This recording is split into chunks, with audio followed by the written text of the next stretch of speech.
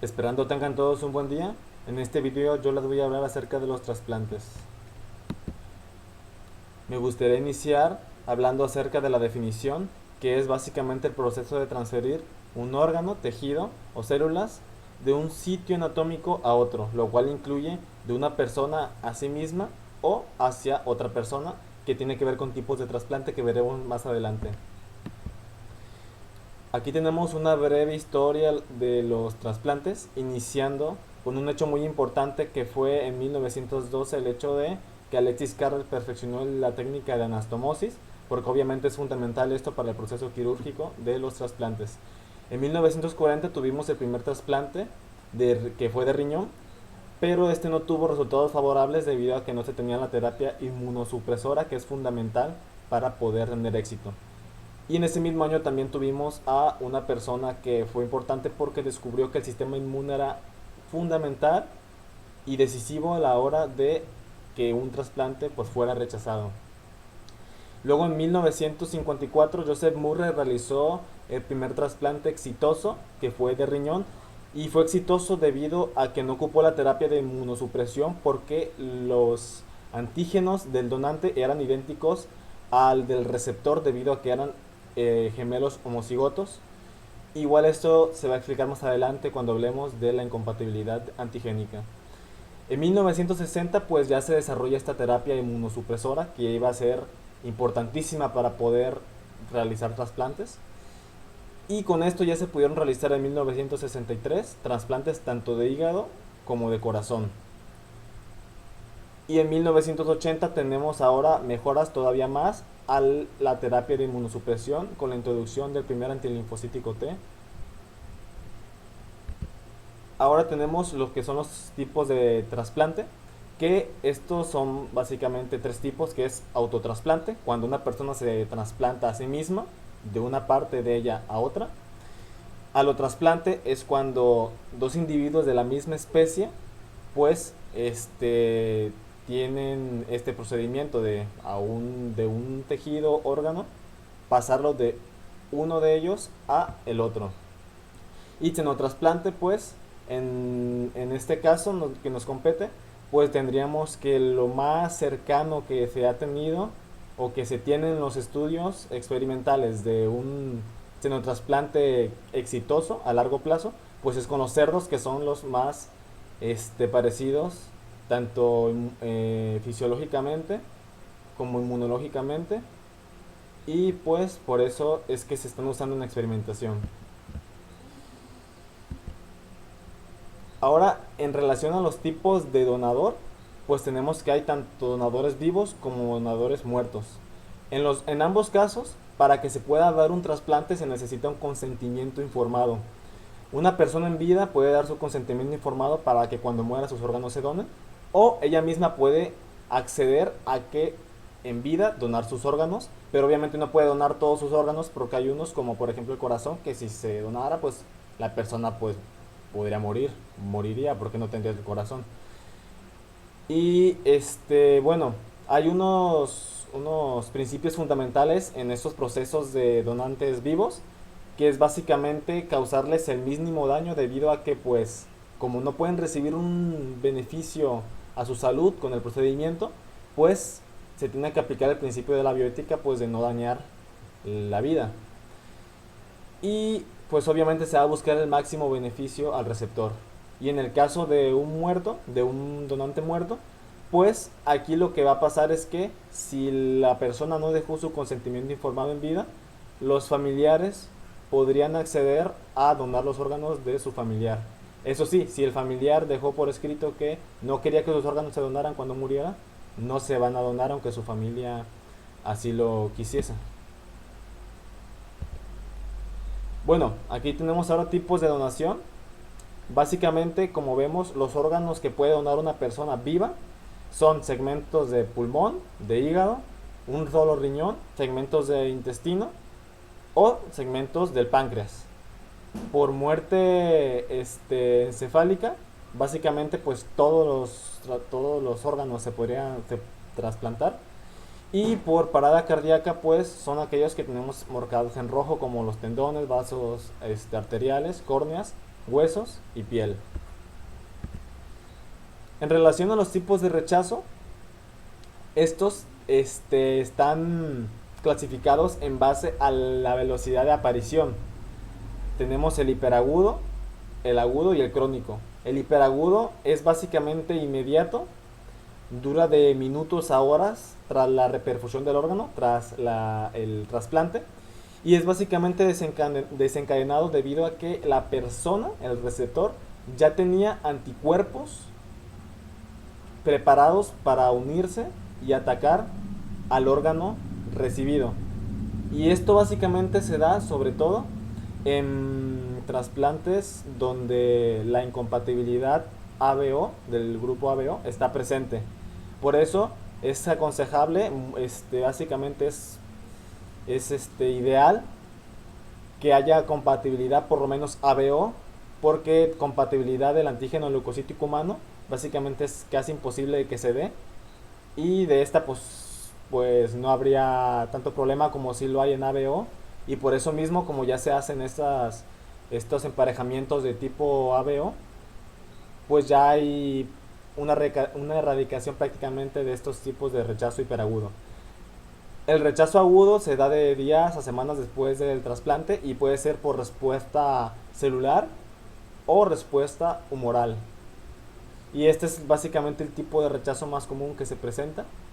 Y el otro tipo de rechazo es el crónico, que surge mucho después, pero surge dentro del primer año de trasplante, más o menos. Y los mecanismos de aparición de este tipo de rechazo no están claros. Y bueno, básicamente pues, aclarando un poquito más lo que es estos incompatibilidades, pues tenemos que el sistema inmune obviamente busca reconocer todo aquello que es extraño en nosotros. Entonces, si recibimos un trasplante, ese órgano, ese tejido va a tener antígenos que no tenemos nosotros. Entonces nuestro sistema inmune lo va a reconocer como extraño y lo va a atacar. Y ese ataque obviamente va a destruir ese tejido, ese órgano, y va a hacer que se rechace, va a hacer que ese órgano deje de funcionar y se inutilice. Para eso se necesita lo que es la inmunosupresión. La inmunosupresión se va a conseguir con fármacos, y básicamente lo que va a hacer es causar una hipofunción del sistema inmune. ¿Para qué? Para que no se dé estos rechazos que acabamos de ver. Obviamente no son perfectos porque siguen pudiendo haber rechazos, todavía sigue habiendo rechazos después de incluso tener una terapia inmunosupresora, pero obviamente los índices de rechazo pues disminuyen conforme las terapias avanzan. Estas fases de la inmunosupresión básicamente son dos fases. Una es de inducción, que es el que se da inmediatamente después del trasplante, y otra es de sostén, que es la que continúa y se perpetúa después del trasplante. Y bueno, la de inducción puede causar depresión de linfocitos o no, dependiendo de los fármacos que se utilicen. La de sostén, pues, aparte de que ya dijimos que es permanente, pues el régimen más común, los regímenes más comunes para la inmunosupresión constan de corticosteroides, inhibidor de calcineurina y un antimetabolito, que ahorita vamos a ver los fármacos. Tenemos los corticosteroides, que básicamente estos lo que van a hacer es silenciar factores de transcripción y disminuir la producción de citocinas proinflamatorias. Las dosis de corticosteroides varían, pero van de 5 a 10 miligramos cada 24 horas. Y en la inducción, como también se utilizan dosis mayores, porque en la inducción se busca minimizar la respuesta inmune lo más que se pueda. Efectos adversos, pues tenemos acné, bulimia, aumento de peso, cambios en el estado de ánimo, diabetes, hipertensión. Otro medicamento que tenemos aquí es el sirolimus, que ya es todavía más reciente, esto es más reciente. Y su mecanismo básicamente va a ser unirse a una proteína, que con esa va a inhibir a otra. Y esto lo que va a generar es que la interleucina 2, cuando se una al linfocito T, no va a llevar a cabo el efecto de expansión clonal que tienen ellos, debido a que este sirolimus va a cortar su ciclo de replicación de la célula y no va a poder realizar expansión clonal. Y bueno, sus dosis van de 2 a 4 miligramos cada 24 horas. Y pues sus efectos adversos van desde trombocitopenia hasta hiperlipidemia. Ahora aquí tenemos estos fármacos, que estos son inhibidores de calcineurina, de los que hablábamos antes. Tanto el tacrolimus como la ciclosporina, lo que van a hacer es unirse a otra proteína y en conjunto van a silenciar a lo que viene siendo la calcineurina. Y al silenciar a la calcineurina, al inhibirla, van a hacer que esta no pueda activar el factor de transcripción que se necesita para poder producir la interleucina 2, bajando así los niveles de interleucina 2. En el caso de tacrolimus, tenemos que la dosis vía intravenosa es de 0.015 miligramos por kilogramo cada 24 horas en infusión continua. Y por vía oral tenemos 0.05 miligramos por kilogramo cada 24 horas y en fracciones. Efectos adversos tenemos nefrotoxicidad, hipertensión, neurotoxicidad, náuseas y diarrea. En el caso de la ciclosporina, las dosis pues son 5 miligramos por kilogramo de peso cada 24 horas vía oral, y sus efectos adversos pues van desde nefrotoxicidad, temblores, hipertensión hasta hirsutismo. Estos de aquí son fármacos antimetabolitos, que son otros de los que se utilizan en las terapias básicas de sostén. Y tanto micofenolato mofetilo como la satioprina lo que van a hacer es dañar, o más bien tener efectos disturbios en la síntesis de novo, para así poder evitar que se puedan replicar lo que vienen siendo los linfocitos, interviniendo con la síntesis, por ejemplo, de ADN y ARN. Las dosis de micofenolato mofetilo es de 1 gramo de vez al día, vía oral, y puede causar leucopenia, náuseas, diarrea, vómitos, estreñimiento. Y en el caso de azatioprina, de 1 a 3 miligramos por kilogramo de peso cada 24 horas como dosis de sostén. Y bueno, puede causar trombocitopenia, leucopenia y hasta disfunción hepática. Ahora aquí tenemos a estos medicamentos, que es el Belatacept y el Basiliximab. El Belatacept lo que va a hacer es básicamente impedir que el linfocito T se pueda activar al bloquearle su receptor de coestimulación. Aunque este bloqueo no va a ser directamente en el linfocito, sino que va a ir a las células presentadoras de antígeno, para que éstas no puedan dar la señal de coestimulación para el linfocito, y haciendo así que no pueda activarse por completo. La dosis va de 5 a 10 miligramos por kilogramo de peso cada 24 horas en infusión. Y Belatacept va a predisponer pues un mayor riesgo de infecciones bacterianas. En el caso del Basiliximab, va a ser un antagonista de interleucina 2, que básicamente se va a unir a los receptores de interleucina 2, pero no va a tener el efecto de esta molécula. Su dosis es 20 miligramos. El día 0, que el día que se realiza el trasplante, se va a dar 20 miligramos, y 4 días después se va a dar pues otros 20 miligramos. Bueno, tenemos ahora la timoglobulina, que es básicamente muy representativo de la terapia de inducción, y su acción es básicamente marcar linfocitos T para ser eliminados por lisis, que para esto va a contribuir lo que viene siendo el complemento. Las dosis van de 6 miligramos por kilogramo de peso como dosis total, pero estas se vienen dividiendo entre 1 y 1.5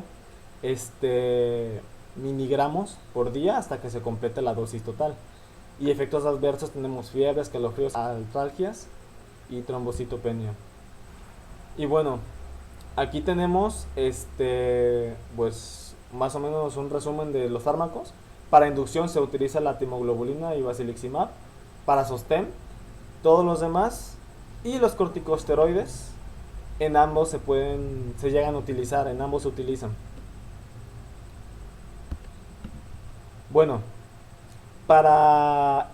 en el caso de que te llegue a detectar que está habiendo un rechazo del tejido órgano trasplantado, lo que se puede hacer es seguir uno de estos regímenes dependiendo de si es un rechazo celular o humoral. En el caso de ser un rechazo celular, pues se utilizan corticosteroides a dosis altas, depletantes de linfocitos T como la timoglobulina, y en el caso de ser humoral, pues se pueden utilizar procedimientos como la plasmaféresis, que básicamente es hacer pasar la sangre del paciente que está teniendo el rechazo por una máquina que va a quitar los anticuerpos que están provocando este rechazo humoral. También se utilizan con este tipo de pacientes corticosteroides e inmunoglobulinas intravenosas. Ahora entrando ya más específico a cada tipo de trasplante, pues tenemos que en el trasplante de riñón vamos a tener indicaciones de realizarlo cuando se presente una enfermedad renal en etapa terminal, cuando el paciente tenga una insuficiencia renal que pues obviamente le va a condicionar la vida. Como contraindicaciones tenemos infección activa, cánceres, abuso de estupefacientes, enfermedades psiquiátricas incontrolables, porque en el caso de estas enfermedades pueden hacer que el paciente no se apegue al régimen de inmunosupresión, que es fundamental porque si no se sigue va a aumentar mucho las probabilidades de rechazo. Y comorbilidades que afectan resultados, porque pueden haber enfermedades de otros órganos que puedan hacer que este trasplante no tenga el efecto que se esperaría y pudiera ser mejor aprovechado por otros receptores. Y algo a considerar, y esto es en todos los tipos de trasplante, es que obviamente se va a realizar una valoración tanto médica como quirúrgica antes de realizarlo. La valoración médica nos va a ayudar para poder saber si el paciente cumple con los requisitos y si el paciente no tiene estas contraindicaciones, además de conocer si se van a realizar o el paciente va a necesitar cuidados especiales si se realiza el trasplante. Y en el caso de una valoración quirúrgica, pues esto es fundamental porque, por ejemplo, en el caso del trasplante de riñón, hay pacientes que tienen más de una arteria renal y esto debe de saberse porque es parte de lo que se tiene que tomar en cuenta para poder realizar el procedimiento de trasplante. Y como podemos ver en la imagen, el trasplante de riñón normalmente es heterotópico y esto quiere decir que pues se va a colocar sin necesidad de quitar a los originales para poder colocar el nuevo. Ahora tenemos el trasplante de páncreas. En este trasplante de páncreas tenemos la indicación de utilizarlo cuando hay pacientes con diabetes mellitus insulino dependiente. Y bueno, como contraindicaciones tendríamos unas que casi son para prácticamente todos los trasplantes, que es que la persona tenga una infección activa, tenga cáncer o también puede ser que pues tenga daños en otros órganos que puedan condicionar los resultados de lo que viene siendo pues este procedimiento. En el trasplante de páncreas hay complicaciones como trombosis, abscesos intraabdominales, hemorragias, rechazo e infecciones. Básicamente pues en todos los trasplantes pues van a haber complicaciones como estas de infección o sangrados pues porque son inherentes al procedimiento. Y en el caso del trasplante de páncreas, como podemos ver aquí, es interesante que hay dos formas de hacerlo. Una es hacer que drene la fracción exócrina hacia el intestino del receptor o hacia la vejiga. En el trasplante de hígado tenemos que pues está indicado para cualquier hepatopatía irreversible, que puede ser ya sea virus, alcohol, etcétera. Eso sí, en el caso de ser por alcohol, se necesita que el paciente tenga mínimo 7 meses sin tener esta tendencia alcohólica, porque si es una persona que no cumple con ese requisito de tiempo, va a ser que pues no sea candidata porque tiene el riesgo de obviamente poder dañarse cuando se le hiciera el trasplante, entonces se prefieren otros receptores.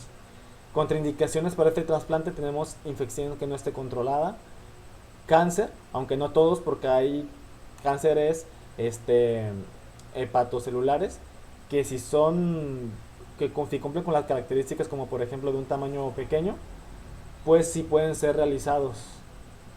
También el abuso de estupefacientes, enfermedades psiquiátricas incontrolables e, y comorbilidades que afectan los resultados, pues son otras contraindicaciones. Y algo interesante es que para los trasplantes de hígado, si tenemos un donador muerto, se pudiera utilizar su hígado para poder beneficiar a dos personas, pero esto tendría que ser una parte para un niño y la otra para un adulto. Para trasplante de intestino, pues tenemos que se va a utilizar cuando exista una insuficiencia intestinal, que esto es básicamente pues una condición en la que la persona no puede nutrirse, no puede adquirir todos los nutrientes que necesita para vivir, pues de su tracto gastrointestinal. Y en estas operaciones pues van a haber complicaciones como abscesos intraabdominales, fugas entéricas, infecciones intraabdominales, porque hablamos de lo mismo, en las operaciones quirúrgicas va a haber riesgo de infecciones, también trombosis de injerto, hemorragia, que pueden llegar a ser letal, y también pues como todos los trasplantes también está el riesgo de rechazo. Algo a tener en cuenta en el trasplante de intestino es que no inmediatamente después del trasplante la persona va a poder usar la vía oral para consumir alimentos, sino que cuando se termine el trasplante se va a utilizar una nutrición parenteral que poco a poco se va a ir disminuyendo a medida que se va aumentando el uso pues de lo que viene siendo ya la vía enteral u oral. En el caso de trasplantes de corazón, pues tenemos muchas indicaciones, entre las cuales está la miocardiopatía dilatada isquémica, miopatía dilatada idiopática y cardiopatía congénita. Y bueno, para estos trasplantes hay complicaciones como rechazo, vasculopatía adquirida del trasplante, insuficiencia renal progresiva, cáncer como cáncer de piel. Y también pues a tener en cuenta que en todos estos tipos de trasplante que estamos mencionando, pues siempre tiene que haber un monitoreo y una evaluación del paciente, pues para todo esto de saber si es apto, saber qué cuidados especiales se van a tener con él, y pues el monitoreo pues para saber cómo va evolucionando este trasplante y detectar si puede haber o si está habiendo rechazo. En el caso de trasplante de pulmón, tenemos muchas indicaciones como el enfisema, la enfermedad pulmonar obstructiva crónica, fibrosis quística, fibrosis pulmonar idiopática, entre otras. Y como complicaciones pues puede haber estenosis, dehiscencia, que es básicamente que las suturas que se utilizaron para unir tejidos pues se separen, bronquiolitis obliterante y también pues la aparición de cánceres. Y volvemos a lo mismo, obviamente pues se tienen que hacer monitoreos, tienen que evaluar al paciente antes de realizar esta operación pues para saber lo apto que es para el procedimiento o lo no apto que es para el procedimiento. Para finalizar, tenemos aquí pues estadísticas sobre lo que son los trasplantes en México. Y tenemos que, bueno, al día de hoy hay 19.709 receptores en espera de un trasplante. Mientras que donadores, pues no tenemos tantos, porque por ejemplo, tenemos que hay 16.583 personas que están esperando trasplante de riñón, y en este año se han realizado solo 1.794 trasplantes de riñón. Como vemos, las necesidades que hay de trasplantes es mucho mayor a la disponibilidad que se tiene de órganos. Y bueno, los tres órganos más requeridos son riñones, córneas, hígado y en cuarto lugar tenemos el corazón. Y bueno, de los trasplantes que más hay, tenemos que son de córneas, de riñón, de hígado y de corazón. Y esto vendría siendo todo por mi parte. Gracias por su atención.